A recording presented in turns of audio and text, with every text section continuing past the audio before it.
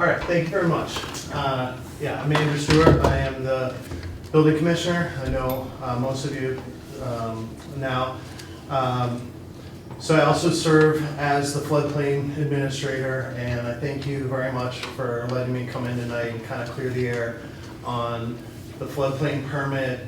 I wanted to also just give you a little bit of background on me so you know kind of where I'm coming from, why I'm so passionate about this, and why I'm taking it so seriously. And then just kind of give you an opportunity to go through the actual process of the floodplain permit with an example, and we can all kind of collaboratively go through that. And then so you understand the application side of the process. And then we'll show you a little bit of the back end process of how I handle the applications from the review standpoint, how all the other departments are involved in the process, and how really it's designed to be a collaborative effort on everybody's behalf to really make the process overall for permitting any kind of work happening in a flood zone a lot easier for the applicant, for the designer, for the town, and really for the homeowner. So this is my information. I really ask any of you, please, if you have any questions whatsoever, email me anytime. That's really the best way to get in touch with me is through email, and I say that to all the homeowners and everybody else. And my door's always open for a meeting. Just call the office and schedule something. We'll make time with you if you have any questions about a project or anything else. So I'm a Massachusetts building commissioner. I'm also an unrestricted construction supervisor, so I can do commercial and residential building. And I'm also a certified floodplain manager with the Association of State Floodplain Managers. That certified floodplain manager license gives us, the town of Marshfield, a little bit of extra credit with our community rating system program, which I'll get into in a little bit. And what we get credit from is if that certified floodplain manager reviews, approves, and inspects all floodplain development activities. So that was an important part of once I became the building commissioner, once I started learning really about the CRS program, we started brainstorming in the CRS PPI committee how we could get more points and really benefit the residents a little bit. This was an easy thing for me to take some training and really do some studying, get really into it, get certified, and benefit the town. So a little bit about me is I've been in the area doing 20 years now of custom coastal home building. My father and I had a construction company in Situate, and we worked up and down the coast. We've built a lot of houses in flood zones in all these towns, done a lot here in Marshfield as well. I've also volunteered after Hurricane Katrina down in St. Bernard's Parish, and then again in Manahawkin Beach and Brick, New Jersey after Hurricane Sandy.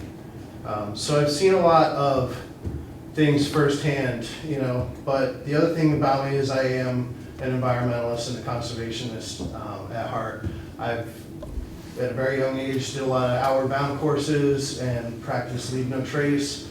I spent a lot of time in the outdoors. I spent a lot of time on the North and South River paddling.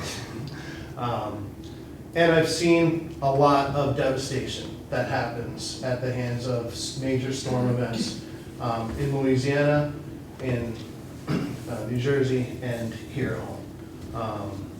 So these are just some pictures from New Jersey and also from Brant Rock, that building there. That's the old, the one with all the rocks on it. That used to be right down in Brant Rock where some of the new structures are now.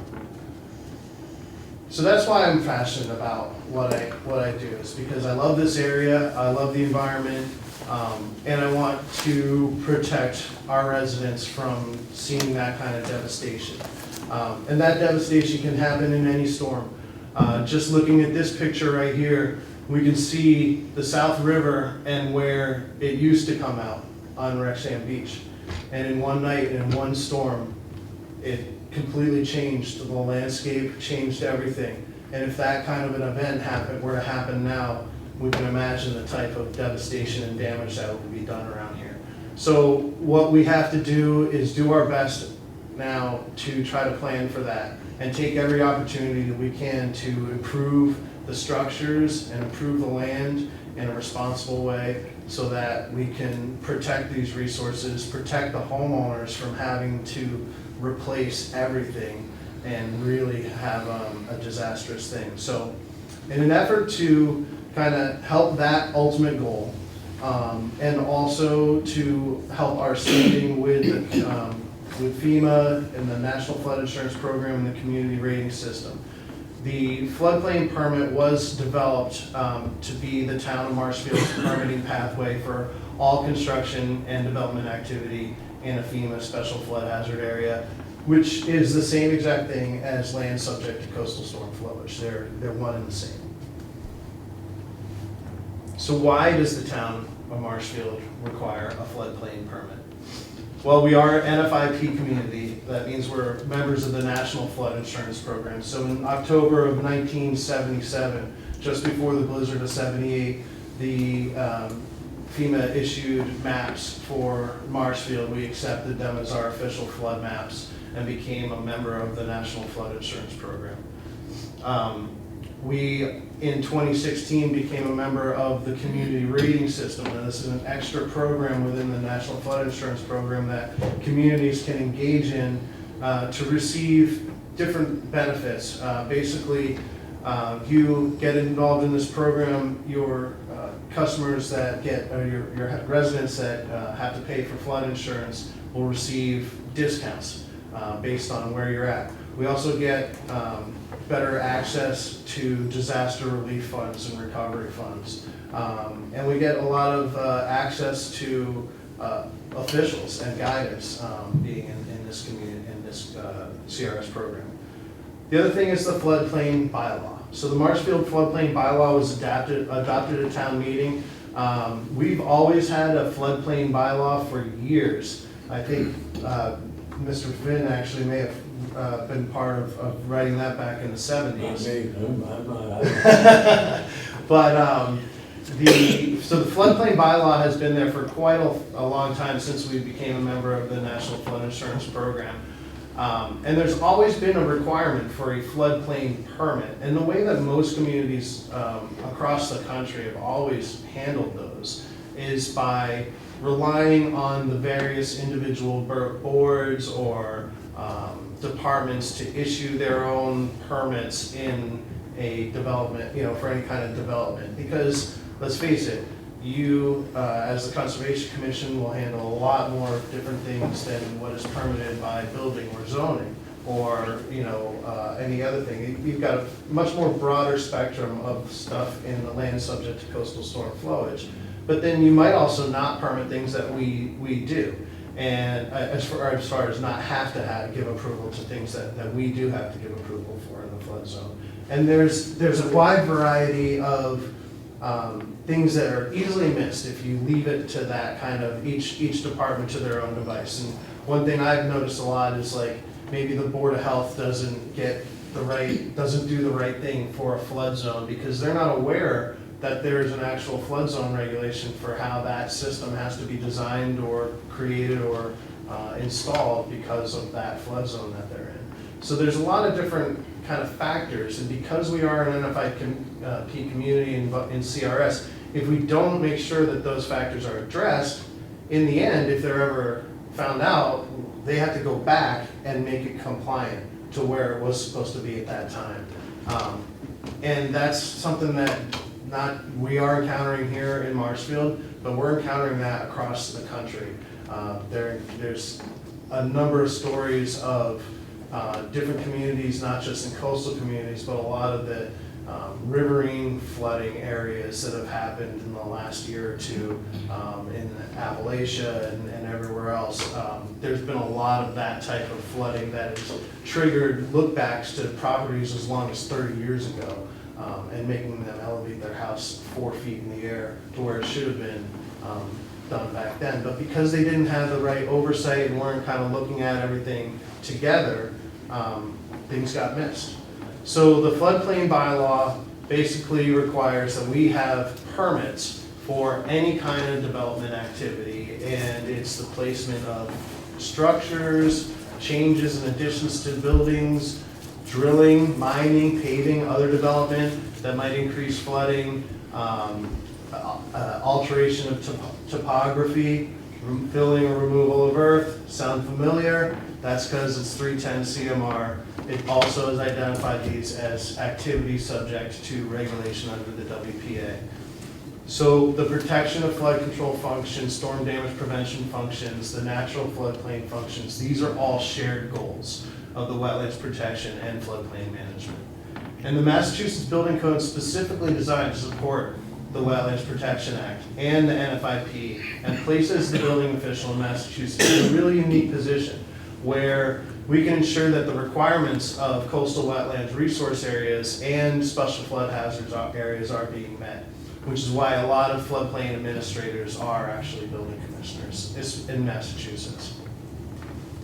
So what activities need floodplain permits? Well, we're talking all development activities, so new construction, demolition and additions, decks, fences, sheds, generators, seawalls, driveways, patios, walkways, all the things that we look at, dredging, docks, piers, bridges, and public utilities. And that's one thing I've really tried to get.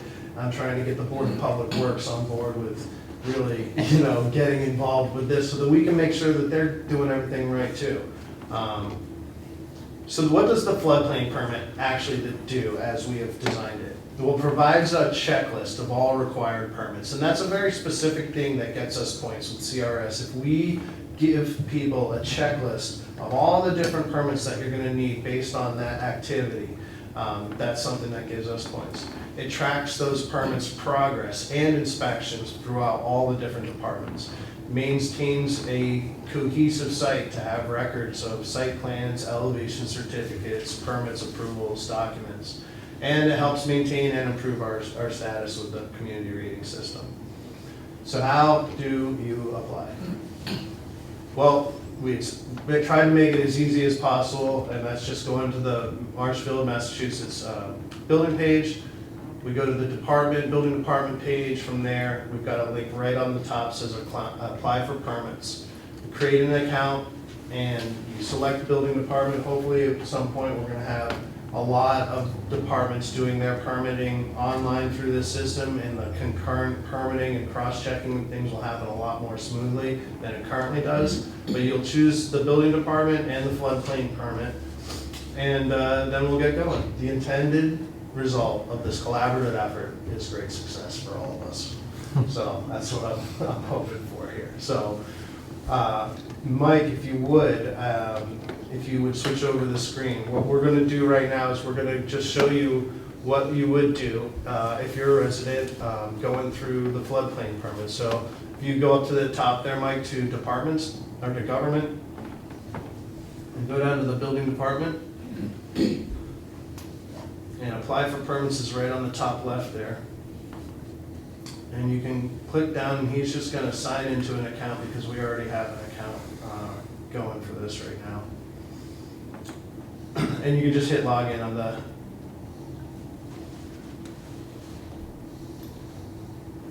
you're probably gonna have to switch over. Yeah.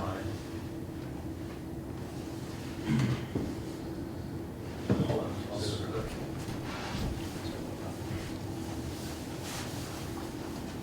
Sorry.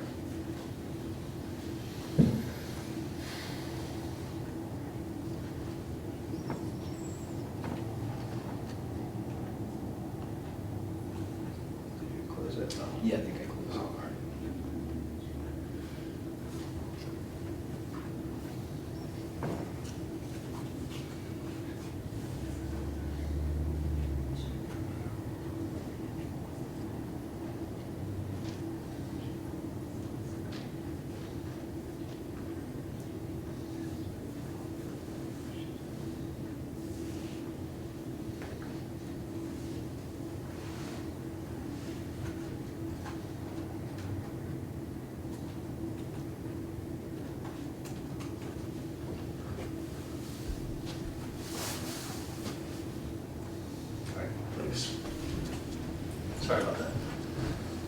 So you just scroll down a little bit, right there's the building department, we'll click on the building department.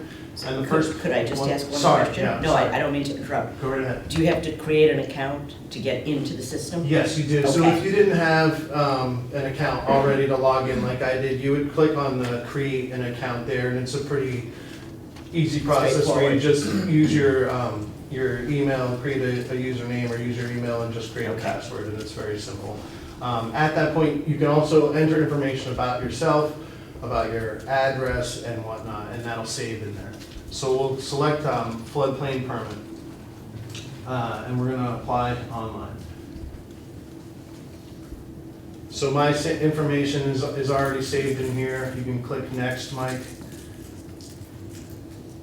And we have 3 different options where you can do an address or a parcel, right?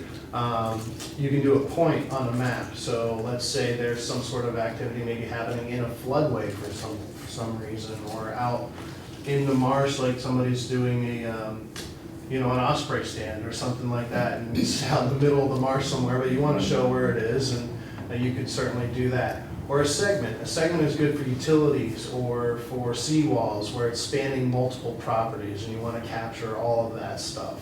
But we're going to do just an address here. We're going to go to 19 Abbey Street, I think will work, yeah. So this was a house I actually rebuilt years ago. So this is in a velocity zone in a coastal dune barrier beach, and so you can just go down and click next. So you can see here it preloads. We have it. Sorry, we can just show this real quick. It preloads the property owner information, and so you can update this right at this point with your phone number and email, and that'll will save until it gets changed either by the assessors or by one of the administrative users within the town. So you can go down and scroll that through. So that allows us to have a contact information for the actual homeowner in case there's some reason to get in touch with them. It also gives you the zoning district right there, which is generally accurate on here unless we need to change it. Next, please.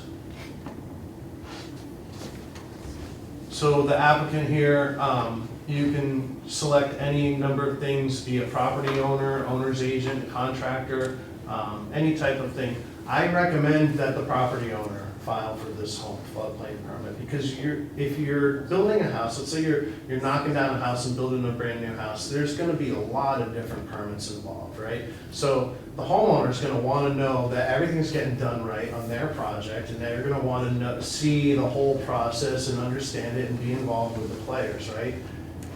If they don't, then they can put certainly in charge their contractor or owner's agent or a lawyer or a resident design professional or somebody to handle the process for them and be that point person. But I recommend that if the property owner has the capacity or the desire, that they do it. It gives them a good platform to be able to communicate with us. So you can just put down owner's agent, Mike, and kind of just blast through this with X's and whatnot. So this is just a little statement at the end that as the applicant, that you've got to, no, at the bottom, hang on, like you've got to do the check mark.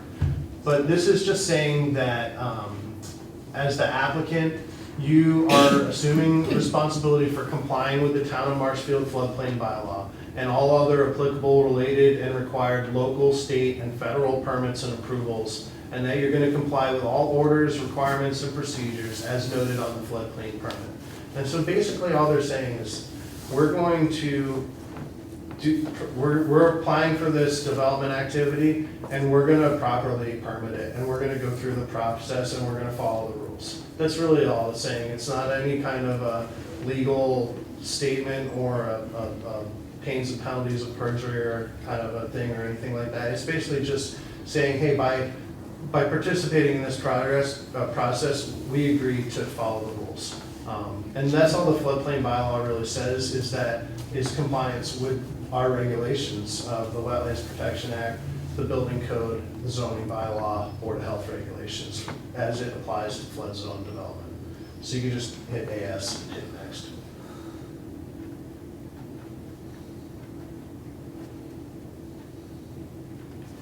So this is a little bit of the now we get into the meat of the permit. And so this is a far-reaching permit because as you can imagine, there is a ton of different activities that trigger a lot of different reviews from different people. So we really tried to go for it all. Now, I am definitely open to suggestions on how it could be scaled back if you think things could be changed or amended. This system is highly customizable, and it's very easy to customize, and we can do it on a whim. So, absolutely open to feedback if you guys feel there's too much, or if you want to see some things organized a little differently. I'm totally open to changing it and working on it. We haven't, since we did it, we've made minor changes, but we really haven't done any full-scale amendments to it, just because I really haven't gotten a whole lot of feedback from people saying that they have a big issue with how it's kind of done. And I'll be honest, I actually go through this process with a lot of people. If they just come to my office and meet with me and say, hey, we're interested in doing this, I'll say, well, while we're talking about your project, let's fill out your floodplain permit application, and we'll fill it out right at my desk. So I kind of go through this a lot of times with the applicant. So obviously your project type is going to be either a residential project, a commercial project, or like a public utilities or something. Also, we have mixed-use buildings in town. So this is going to be a residential project. So you select that, Mike. And the type of proposed work. So if you look at, there's help text, little help text that I've put in next to all these little things. So that type of proposed work is going to be your main activity. So there's a ton of main activities, obviously, right? So you could be doing all sorts of different things. And maybe you're only doing a shed or a deck.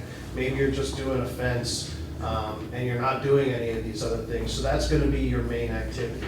But in this case, our main activity is going to be the new construction of the house. That's the thing we're going to be doing for the longest time. So this is going to be a raise and rebuild of an existing property and associated landscape improvements and accessory structures.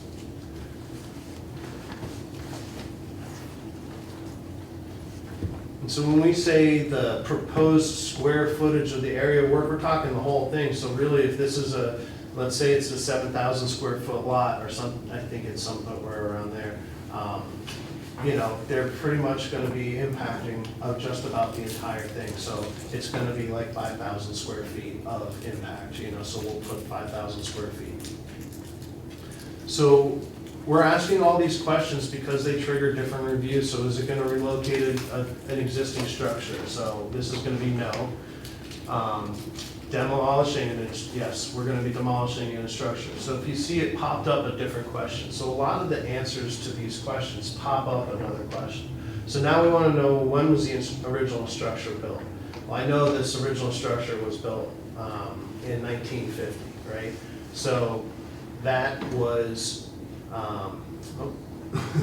so if it was 1950, that's only 73 years, you know, back. 75 years is what triggers historical review. So if it was 1944 that it was built, it would trigger a historical commission review. So we can set it to 1944 actually right now and have it trigger.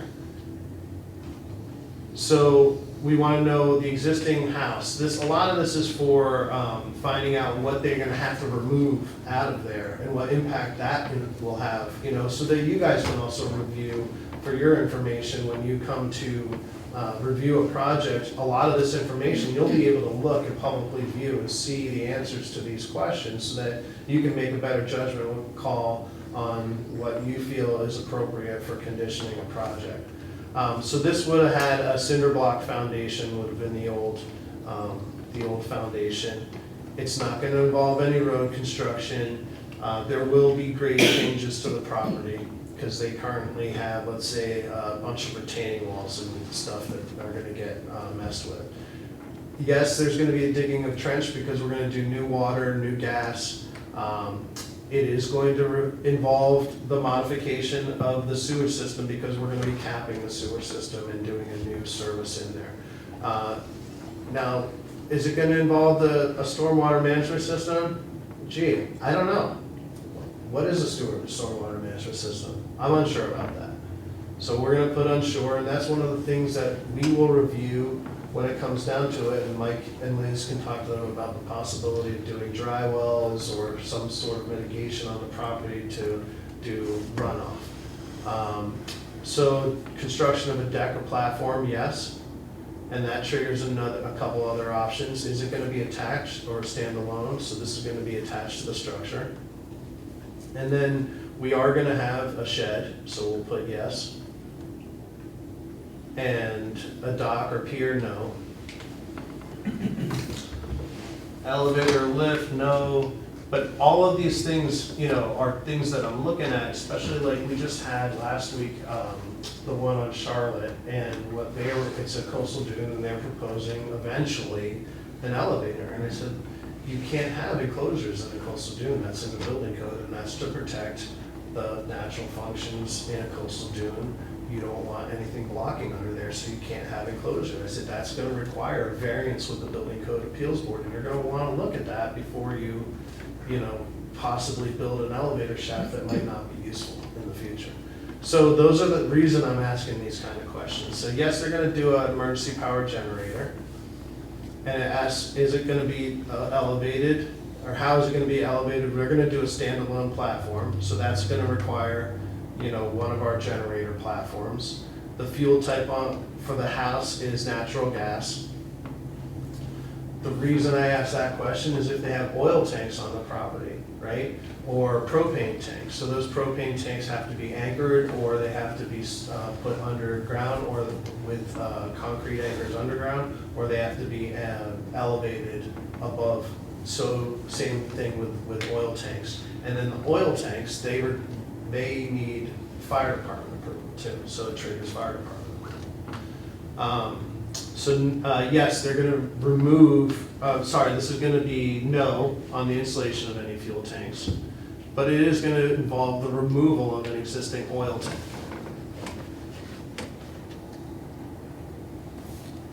So we are not gonna be constructing any retaining walls. We are gonna install a fence, or they want to install a fence, and the fence that they want to install is gonna be vinyl panels. And is it gonna involve the placement of any footings? Yes.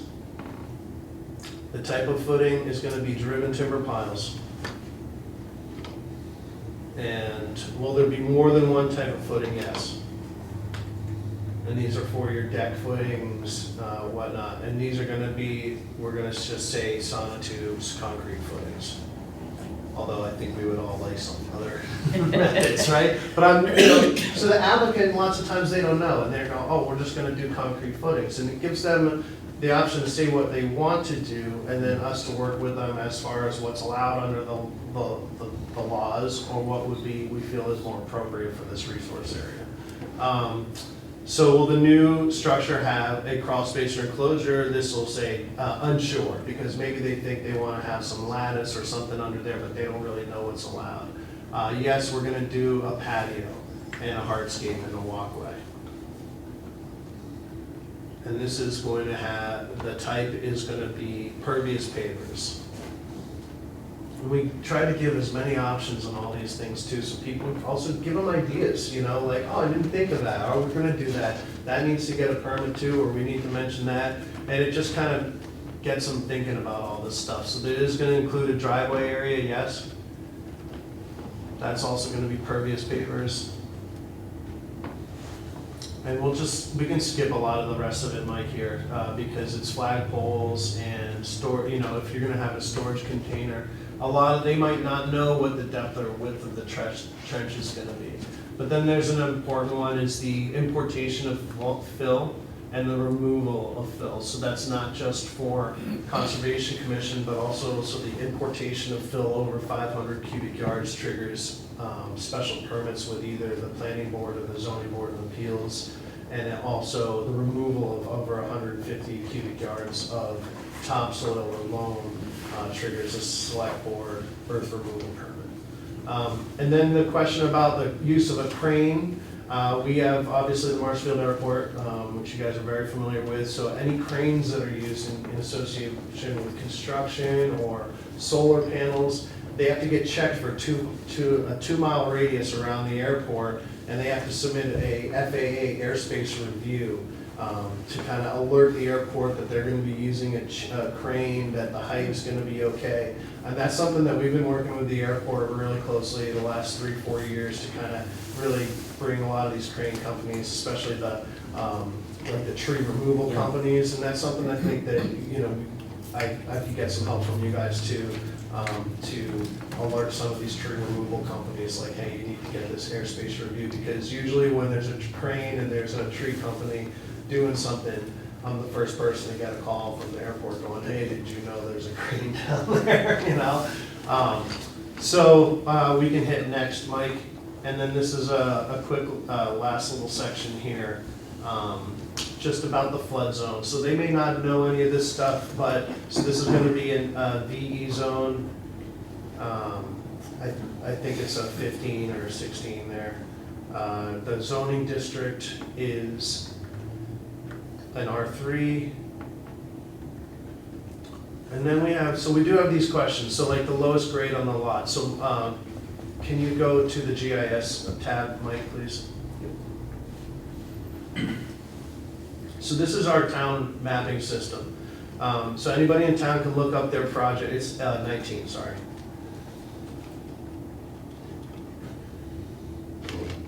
Anybody can look up their property and they can get in all sorts of information on a property.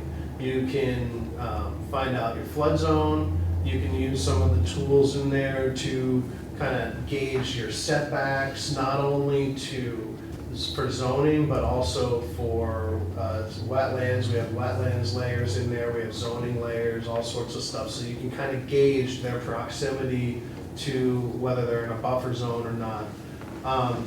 So on 19 here, one of the tools we have are the contours. So I generally will go down to the 1 and 2 foot contour and click that off. And you can see 19 has the 14-foot contour kind of running right through it. So if we go back to the permit tab, the far last one. And so the lowest grade on the lot is like 13, the highest grade on the lot is 14. It would be the same for the lowest and adjacent to the structure. They might have this information on an elevation certificate. If they don't have any of this information, they don't have to. The permit can get applied for without any of this information. They can skip a lot of this stuff, and we have this information a lot of times in the building department. And during my preliminary review, I can input a lot of this stuff if they don't have it. So you just go down to the type of sewage wastewater system and do public sewer. And the water supply is also public. So at this point, it's gonna ask you for any attachments that you might have. If you have an elevation certificate, or you maybe have an existing site plan, or maybe you've already done a lot of work on this project already and have hired design professionals and they have proposed plans and the site plan and all this stuff, you can upload all of that stuff to this. Or if you don't have a single thing, you don't have to do anything. You can just scroll right down to the bottom and click next. None of it is required to get you past this phase. So you just kind of go through, you confirm all the things that you went in, that you put in there. If you wanted to edit anything, you can go back and edit stuff. But we're going to confirm and submit. And when you confirm this, what happens is you are automatically sent this flood insurance information from the PPI committee. You're emailed this flood insurance brochure on the importance of flood insurance and how to get it, and to come down to the building department if you have information, need information about mapping or flood insurance or permitting. And that, giving that document out, that outreach, that public information is something that we get, again, CRS credits for. Mike, if you go to the other OpenGov link now, and just hit refresh on this. So this is kind of my internal page. So we should have, yep, 19 Abbey Street, so that's the newest one, and we'll click on that.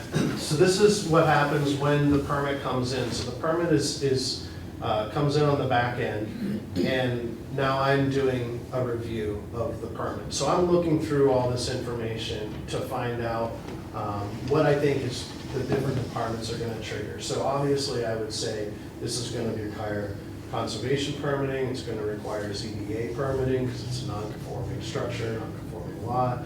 It's gonna require, water department's gonna have to shut off their stuff, wastewater's gonna be involved, fire department for the oil tank.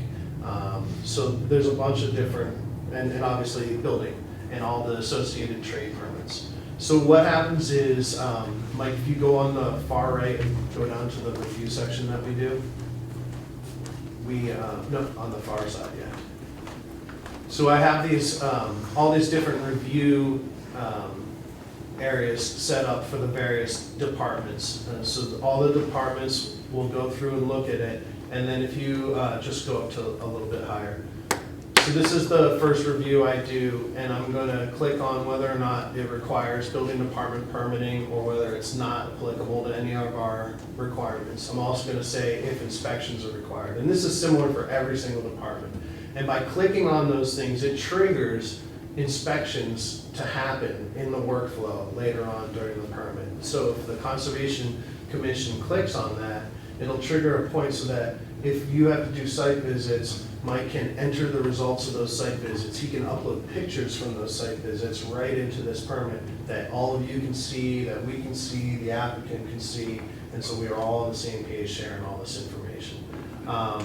So I would go down, if we have an emergency situation, we can address that for emergency certifications, building permit, and letting them know all the different permits. And so as we go through, as the different departments go through and we click off all these things, and like you can slowly just scroll down and show them kind of, actually you can go to the conservation one. So you can see here, airspace review, V-zone design certificate, all these different things that I need for building as a construction document I'm putting on there so that when we complete our reviews, so the conservation department, obviously we're showing them if they need a public meeting or a conservation permit. We're not saying you need an NOI or an RDA or what it is, but you need a conservation permit, and usually that starts with the RDA process anyway, right?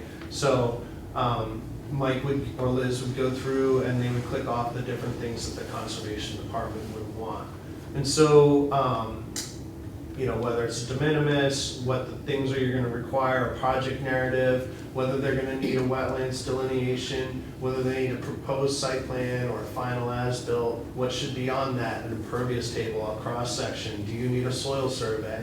Are you gonna have erosion control measures? So these are things that you should identify on your proposed site plan to get you through the permitting process as fast as possible. That's the kind of information I'm trying to do in this review, so that people know, all right, let's get all this stuff onto the site plan. Let's give this to our land surveyor and our engineer. Get all this information on the site plan so that if they have to go with one site plan and it satisfies Board of Health with their septic design, it satisfies the ZBA with all their non-conforming stuff, it satisfies you guys with all the impervious table and the coverage and everything else that we're looking for, shows plantings and the types of things that we're looking for in locations, and it satisfies everything from the building department.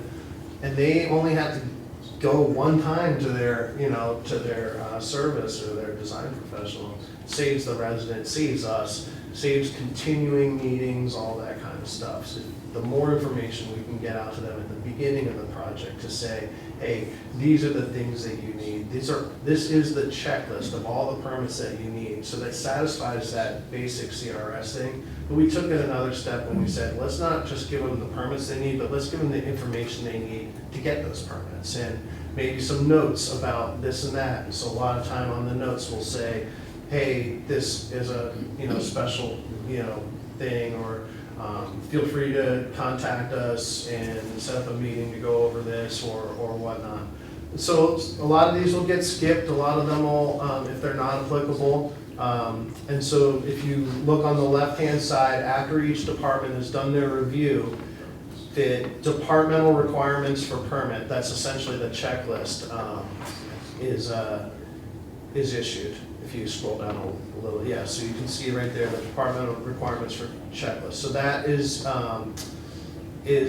the document that basically it shows all the different departments. It gives the contact information for that department head, and so like it gives Mike and Liz's information and the office, the address, the phone number, email, and then it'll give you all the different permits and the different processes and information that you're going to need.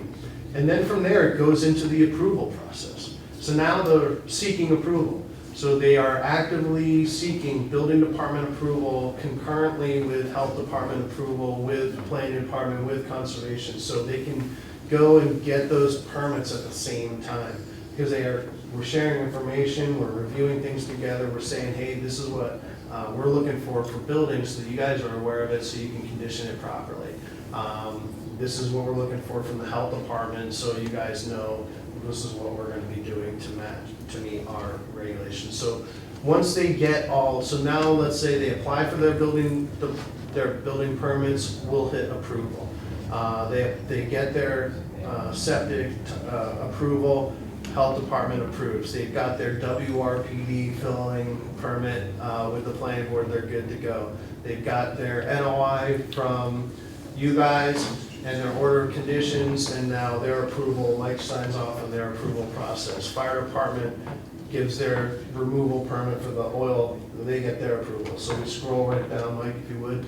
And now the final approval, it goes to the floodplain administrator approval. So after all those approvals, each individual boards, they're like, they've got our permit, we're good to go. Comes to me, I look at it, I say, yep, they got all the permits on the checklist, they're good to go. I hit okay. They pay a $50 fee, and then now they can begin the work. And we can organize pre-construction meetings and all that stuff. And then any inspections that happen after that point, after the floodplain permit issuance. Any departments that clicked on, hey, we want inspections, those steps will automatically input in between the floodplain permit issuance and the floodplain administrator final approval step to have log those inspections. So like for building department inspections, a new house, we won't complete that until we have given them a certificate of occupancy. I've reviewed a final elevation certificate for correction and completeness, and it's ready to submit to FEMA. But you might have another 2 years where you need to have some dune plantings survive, in order to complete your order of conditions, right? So their floodplain permit for that development activity is not complete. The building permit is complete. So this is where we get into the process of not having an overreaching thing and relying on individual floodplain permits. That development activity didn't get completed because whatever, we weren't in concert before. So this is an attempt to make sure that we're completing these projects out. And one of the great things about this is the final steps with this, we can make it so that we can add a step in so that basically 3 years, or let's say even 2 years and 10 months or 9 months before or after a permit is issued, an order of conditions is issued, they'll automatically, or like Mike or Liz will automatically get a notification saying, hey, this permit is going to be up in 3 months. Notify them that they need to file for a request for extended order of conditions, or they need to close out with a certificate of compliance. And that helps you guys keep track of things, because obviously I know you guys hate cleaning up things 10, 12, however many years down the line. And I know that residents hate it when they have to sell a house, new residents hate it when they have to buy a house. So it's going to help all of us to kind of digitally take advantage of this technology to kind of help us all review, issue, approve these permits, keep track of them, close them out. And then once they've gotten their certificate of compliance, they've gotten their, all their different things, they're complete, we give them a certificate of completion from the floodplain permit, and they know that they're good with the town of Marshfield. They know they're good with FEMA, they know they're good with the WPA, they know that they're compliant. They can give that information to their flood insurance company and get some benefits there, some discounts. So that was the goal of this whole floodplain permit, is really a cooperative effort to help people through the process. It was never meant as anything to kind of take over anything or be invasive or anything. It really was designed to kind of help us all work together in a way that would also help the residents. And I know that it's a lot. It is a lot, right? Because there's a ton of information there. I feel like I've been talking for an hour straight, which I know I do a lot, but it's important, you know, and all these things add up. Every little development activity impacts the greater function of Marshfield when we have a flood event. And we're gonna have one of these big events, and we're going to see damage. It's gonna happen eventually. We're in a coastal community. We've seen it happens. And I wanna be helpful. I wanna make sure that we mitigate that as much as we possibly can when we have the opportunity to, and that we do it in a way that is helpful, you know, going forward with people, so that they don't have problems in the future. So I appreciate it. I'll take any questions. I know I just spoke for a really long time.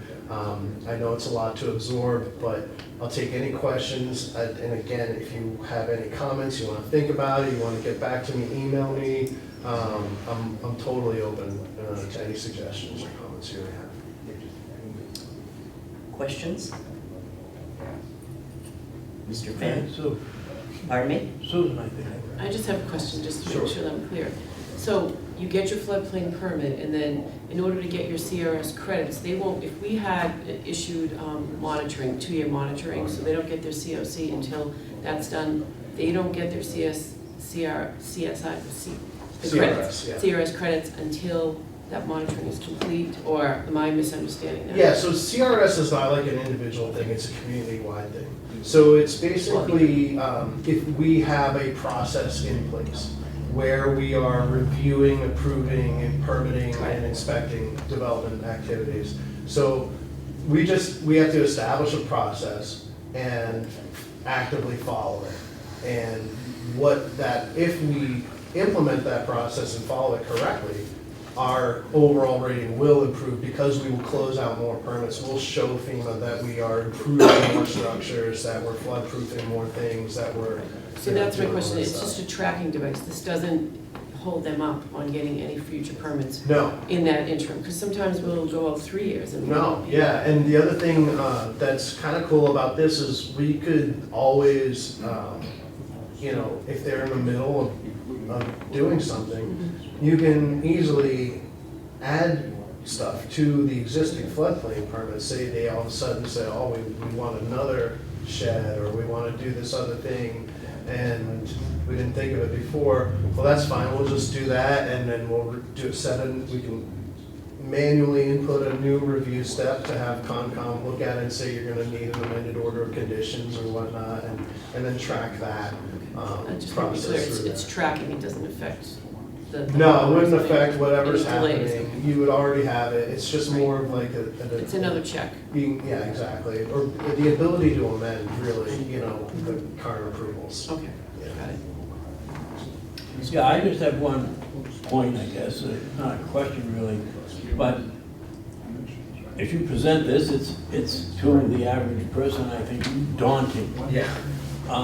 And I think if hopefully there's an introductory statement before you go into this process that says, look, if you don't have the information, we probably have it. So you can just say, I don't know, and we'll fill it in for you so that when you see it again, you'll have the information. Sure, yeah. And that would be good if you had that as an introductory statement, so people aren't just going, holy mackerel, I don't know what the hell this is all about. And that's, and part of that is why I have sat down with a lot of residents in my office, and we'll take the 10 minutes or 15 minutes to just talk about their project, explain a couple of things to them, make them a little bit more comfortable with the process, help them start the floodplain permit and create an account. Because I did create the system, and yeah, you're right, Bill, it is daunting, and I understand that. But the effort was more of like, we didn't want to miss anything, right? So there's always an opportunity to scale it back. One of the coolest things about this permit system is that it triggers different things. So if you answer yes or no to a certain question, it'll trigger something else. So we can condense some of these things to say like, are you doing this, and then it can trigger a bunch of other things, and it will only ask those questions if you say yes or no to something else. So that's one of the things I think will help.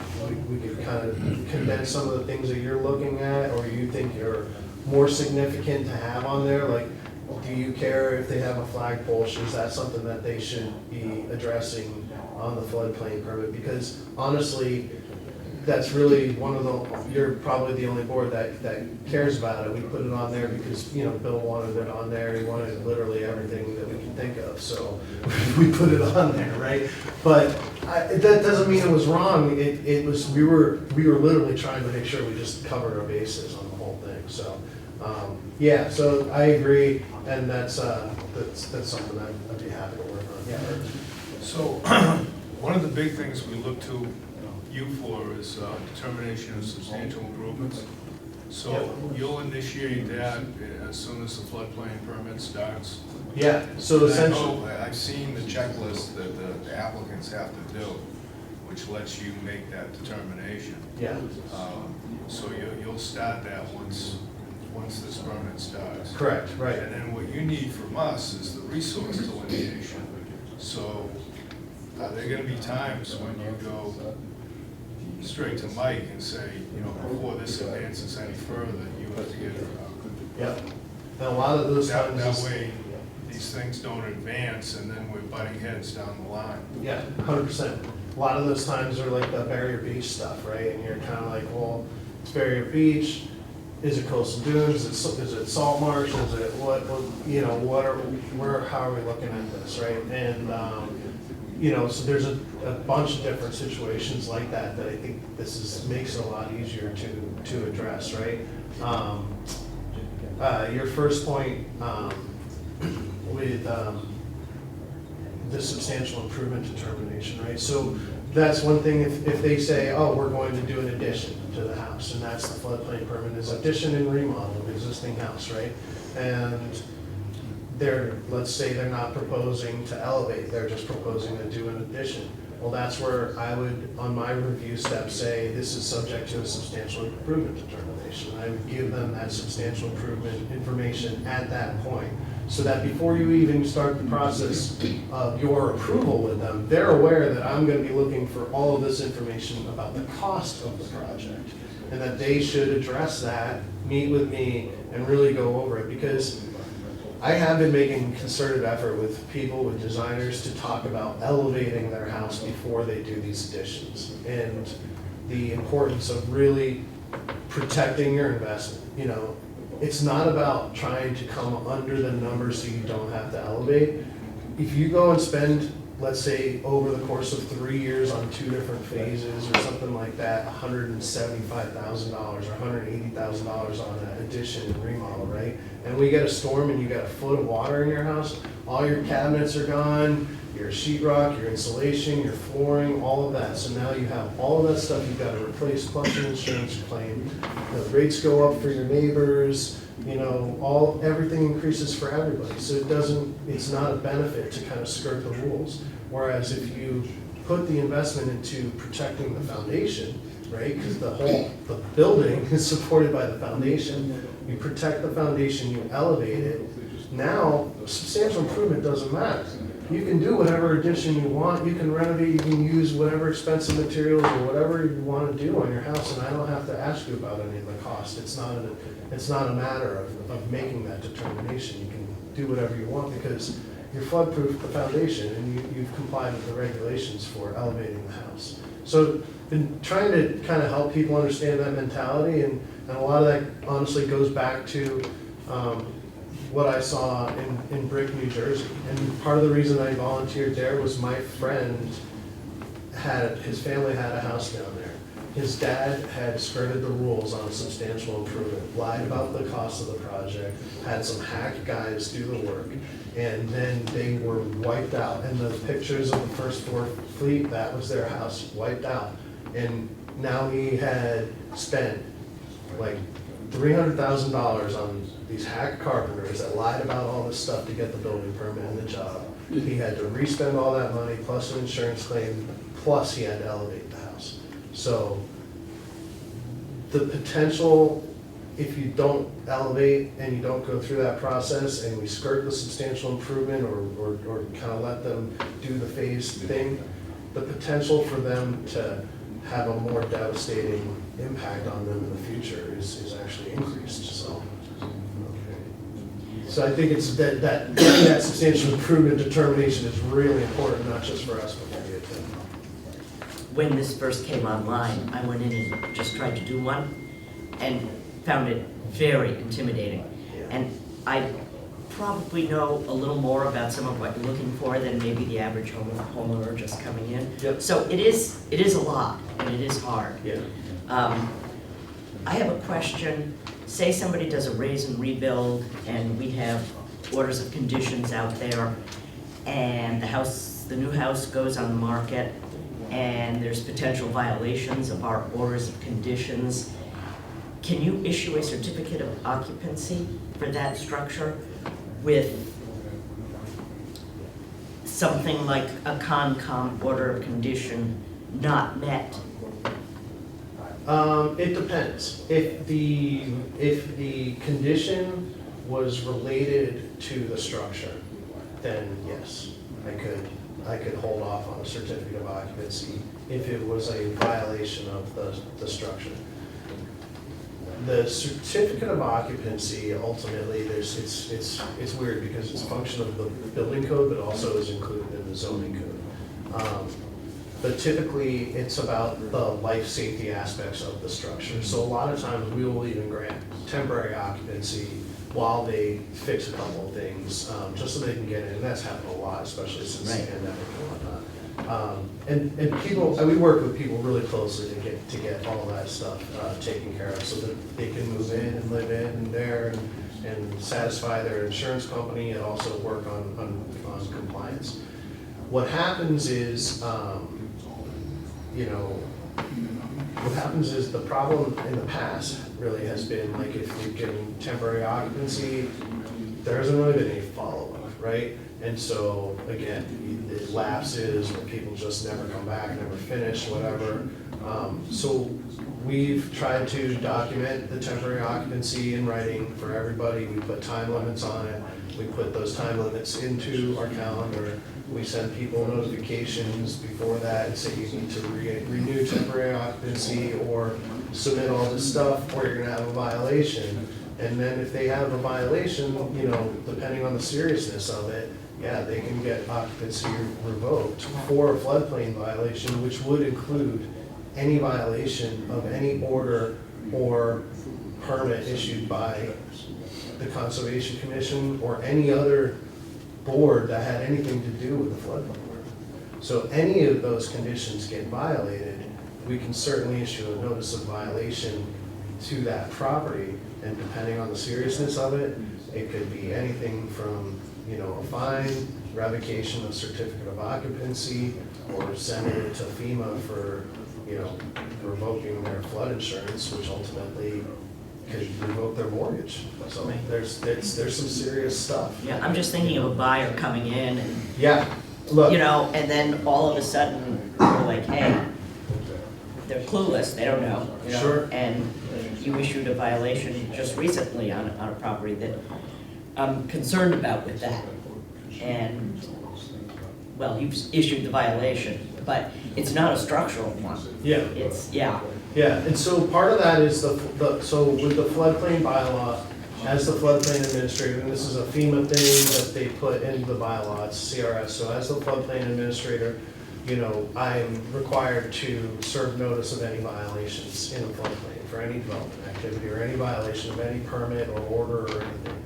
So, a lot of it is, what I found is in the past, the building commissioners, there wasn't follow through, and a lot of it was, let's kind of have a meeting and talk about it, but they never really put it in writing, and a lot of these things got lapsed. You would have homeowners doing requests for enforcement for the same thing year after year after year, and it was never any follow-up. So all the training I've ever got was like, get it in writing, issue, you know, write these things very specifically. I was given, you know, very specific legal guidance on how to write these notice of violations so that there is basically a time of when we started some action, right? So that there's, you know, that's really important when it comes to legal proceedings, that you have a date where everything started on. So that's really what it comes down to. And ultimately, I know there can be some scary language in there about potential fines and all this other stuff, but it's an attention grabber, and it's a, hey, come in and meet with me and let's discuss this and get it resolved. And that's generally 95% of the people that receive those letters are in my office within a week or two, and we're having a meeting, and they're leaving there thankful that I'm explaining to them, that I've assured them that it's not gonna result in these crazy things, and that if they work with us, you know, we'll help them get through it, resolve whatever issue it is, get them properly permitted, and we'll get through it and close it out. And usually after that initial meeting, I'll send them a letter then that is a, you know, kind of a progress report or like a recap, and thank you for coming in and meeting with me, thank you for addressing these things. We discussed you're gonna meet with the Conservation Commission about this, you're gonna file for this permit, you're gonna do this. And so then there's a record that they're compliant. And then once they do all those things and they meet those things, I send out a closeout letter saying, thank you, we've met all the requirements, your property or whatever is no longer in violation, and if you ever have any questions or anything, please feel free to reach out to me. And what that does is ultimately helps me establish like a relationship with that resident, and then through that process of helping them resolve it, there's a trust built. And I found that the vast majority of the people that I work with, that process works out really well for all of us. And there are folks that don't like to participate in that process and try to fight it instead. And that's where when it becomes difficult. I just wanted to say one thing.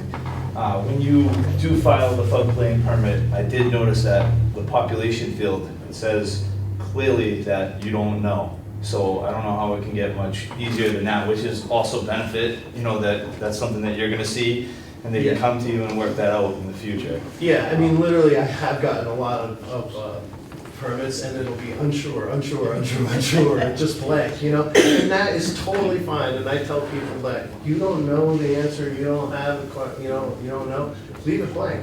The thing is, you've got it in there, and now I'm doing a review. Now we'll have an ability to talk about it. We can set up a meeting, and you can come in, and I can help you figure it out. All of those things, when I have individual meetings with people about their properties, that is a service that we provide to get CRS credits. So I provide the property protection advice and property protection visits. So I'll go and do a site visit and say, hey, you know, this is the state of your property, you should do this, this, and this, you could do this, this, and this, and then come on into, you know, if you're interested, come down and we can get you set up, maybe do a floodplain permit and get you set up to do whatever you want. So that's part of our offered services, is that property protection advice, and I've been lumping in with that property protection advice, you know, service, helping people fill out the floodplain permit to get the whole process going for them. And then I shoot them right upstairs to talk to Mike on this. Okay, well, that's very comprehensive. Thank you for Sorry, yeah. giving us your time tonight. Yeah, of course. This was very informative. All right. And we'll try to keep it working. Yeah. And send everybody in your direction for their floodplain permits. Yeah, and then literally as soon as it gets to me, it goes to you. You know, it's just meant to be the pathway for development activity. And so it comes in, and we shoot it right out after a quick review. And Mike and Liz are really good at responding to it. They've been working great with the whole permit, and so they're really awesome to work with. Okay, Thank you very much. thank you, Andrew. Thank you. Okay,